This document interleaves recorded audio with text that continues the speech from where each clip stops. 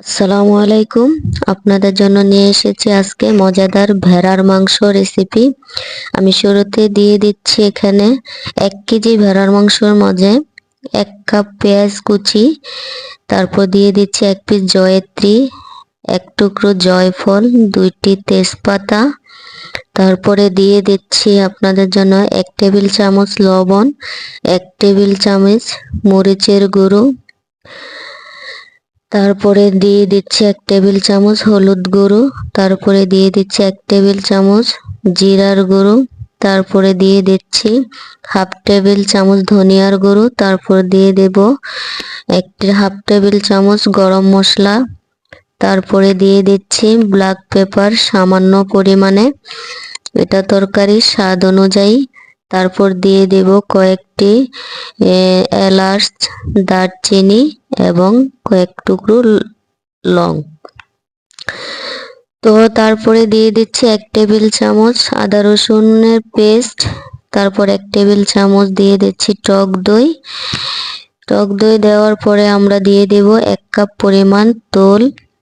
এরপরে আমরা এটাকে মেরিনেট করে নেব, হাতে এটাকে আগে ভালোভাবে মিক্স করে নেব। মিক্স করার পরে আমরা এটাকে প্রায় আধা ঘন্টা মানে 30 মিনিট এটাকে আমরা রেখে দেব যাতে এটা মেরিনেট হয়।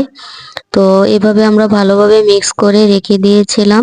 আধা ঘন্টা পরে আমরা এবার এটাকে চুলায় বসাবো। আপনারা দেখতেই পাচ্ছেন আমার এটা মেরিনেট করা হয়ে গেছে। তো এবার আমি এটা প্যানে বসিয়ে দিচ্ছি। প্যানে বসিয়ে দেওয়ার পরে আমরা দেখতেই পাচ্ছেন মিডিয়াম আছে এটা জাল হচ্ছে। তো আমরা এটা এতটুক পর্যন্ত এটা কষাবো মাংসটা যতক্ষণ না পর্যন্ত পেঁয়াজটা ভালোভাবে গলে না যাচ্ছে। পেঁয়াজটা গলে গেলে তাহলে আমরা বুঝতে পারবো যে না আমাদের মাংসটা কষানো হয়েছে বা সিদ্ধ হয়ে আসছে।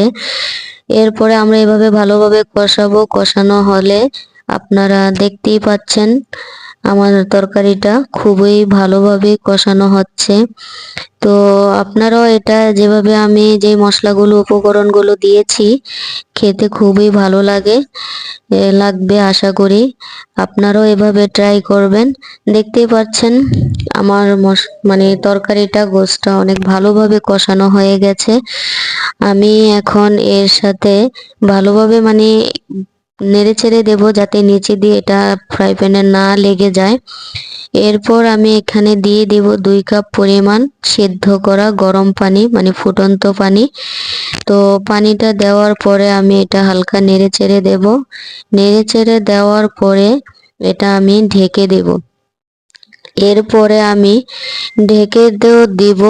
তারপরে আমি এটা প্রায় 40 মিনিটের মতো মিডিয়াম আঁচে করে এটা রান্না করব। তো আপনারা দেখতে পাচ্ছেন আমার গোশটা হয়ে এসেছে। তো 40 মিনিট পর আবার আসলাম। দেখুন আমার তরকারিটা প্রায় হয়ে এসেছে, আর অল্প একটু হয়তো হালকা জাল লাগবে। তারপরে আমার এই তো তরকারিটা হয়ে গেছে। দেখতেই পাচ্ছেন ফিনিশিং ভাবে একেবারে খুবই সুন্দর একটি কালার হয়ে এসেছে। আপনারা দেখতেই পাচ্ছেন খুবই সুন্দর একটি কালার।